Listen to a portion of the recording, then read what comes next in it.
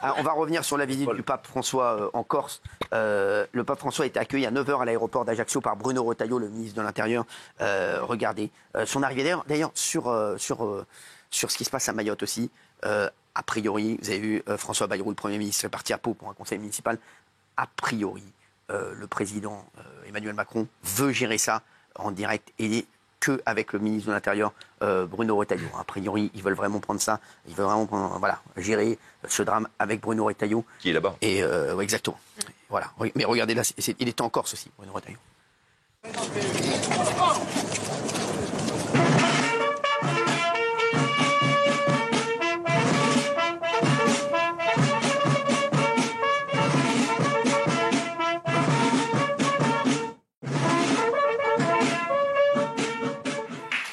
Alors, le pape. Bruno Retailleau a tweeté « Je salue au nom du gouvernement la venue du souverain pontife François. Merci pour cette preuve d'affection pour la France. Vous êtes le bienvenu en Corse pour cette visite historique. » Le pape a fait un tour de papa mobile. Voilà, regardez, c'est assez incroyable. Et on a profité pour bénir la foule grâce à de l'eau bénite. C'était incroyable en Corse. On a l'extrait où Patrick Fiori chante. Ah ouais, c'était incroyable. Patrick Fiori, Alizé, tout ça. C'était un moment de fou. J'ai adoré. Là, franchement, c'était tellement ému, ils ont pleuré après. Je sais, c'était un truc de fou. C'était incroyable ce moment, franchement. C'était un moment. Regardez d'ailleurs, regardez d'abord. Le pape François, dans sa papa mobile, eh bien, salue, embrasse les enfants.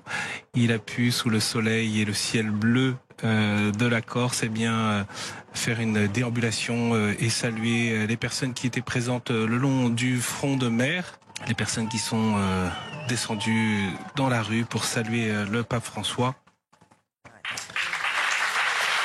Alors, il s'est également arrêté pour bénir une femme de 108 ans. Et ça nous a fait plaisir de voir Daniel Moreau un petit peu. Regardez cette scène. C'est une dame qui a 108 ans, Ashley, 108 ans, et elle va se faire bénir par le pape qui est en train de descendre à pied de son véhicule. Regardez cette image, elle est extrêmement forte. Cette dame qu'on porte, qu'on soulève au niveau du pape. Qu'est-ce qu'ils se disent?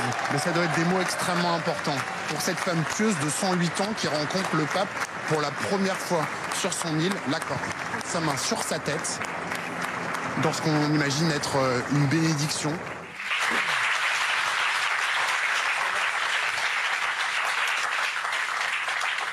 Alors, et le pape François est arrivé à la mairie d'Ajaccio. Il a été accueilli par énormément de chanteurs, dont Alizé et Patrick Fiori. Et franchement, c'était un grand moment.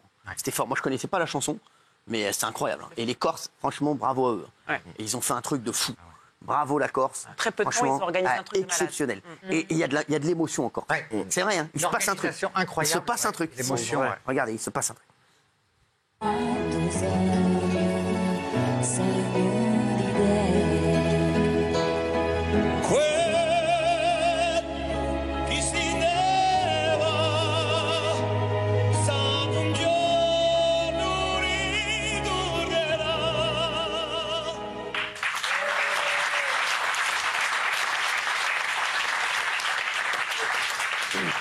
C'est incroyable. Hein. Alors, après, Emmanuel Macron l'a récupéré à l'aéroport d'Ajaccio. Il avait une pancarte. 40 minutes.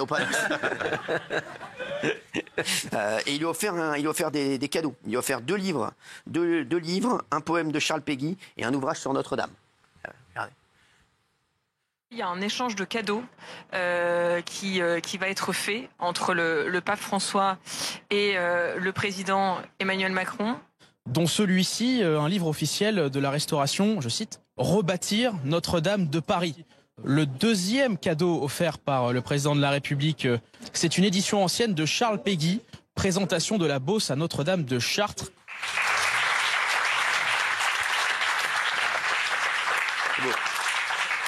C'est la classe, ils sauvent des livres, des poèmes, tout ça. Un pote qui arrive, toi, il t'offre un Playmobil, c'est rien. De fou, quoi, ouais. Certains ont vu dans le fait d'offrir au pape un livre sur Notre-Dame une sorte d'ironie. Bien sûr. Voilà, c'est-à-dire le pape n'est pas venu. Je vais vous réexpliquer pour le pape. Je vais vous réexpliquer, parce qu'il y a eu énormément de choses qui ont été dites là-dessus, et je sais exactement ce qui se passe, et c'est exactement la version d'Emmanuel Macron, le président. Sachez-le. La version, elle est simple.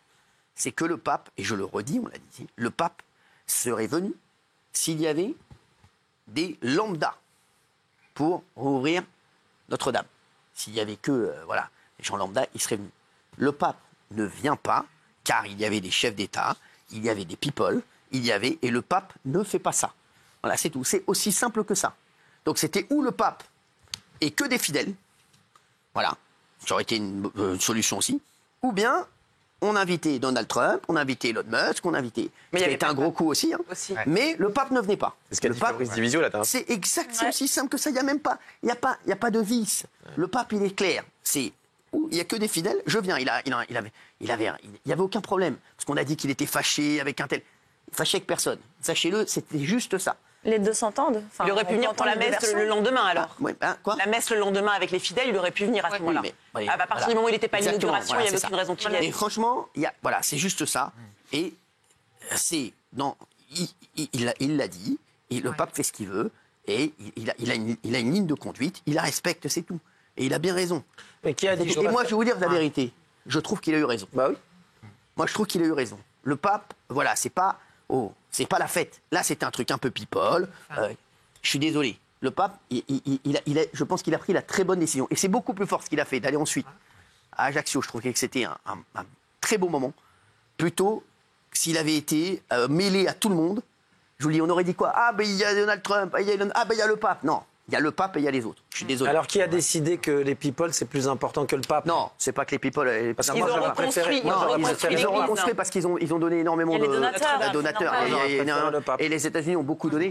Et je vais vous dire, entre nous, pour Emmanuel Macron, c'était un énorme coup de dire j'ai Donald Trump, puisque tout le monde dit qu'on a des relations un peu compliquées. Sachez-le, Donald Trump et Emmanuel Macron ont de très très bonnes relations. Croyez-moi.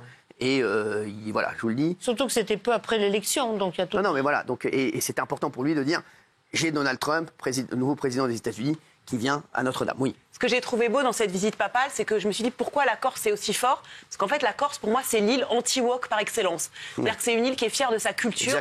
C'est une île française, mais malgré tout fière de sa culture, de son identité, de ses traditions. Et ça, j'ai trouvé que c'était extrêmement fort et impactant lors de cette visite. C'est l'anti-woke par excellence. Exactement. Que nous, parfois, on a du mal à assumer. J'adore, oui. Oui. Pour appuyer ce que vous disiez, c'est pour ça que c'est le cardinal Bustillo, ami proche du pape, qui a organisé le voyage en Corse. C'est pour ça qu'il y a ces bains de foule qu'on voit derrière vous. Qui serait d'ailleurs pressenti peut-être pour le prochain pape. Absolument, potentiellement. Potentiellement peut-être le prochain pape. Voilà. Et donc ce bain de foule, c'est pour répondre au côté people de Notre-Dame. C'est l'authenticité. C'est-à-dire qu'il y a des gens qui lui tendent des enfants. Il y a la vieille dame, effectivement. C'est à rebours totalement du côté people de Notre-Dame. Exactement. De toute façon, c'est un pape de gauche, voire d'extrême gauche. C'est le pape de la Méditerranée. C'est le pape des migrants, c'est pas le pape des apichous. La troisième image du jour, c'est Louis Sarkozy, le fils de Nicolas Sarkozy, qui se lance en politique.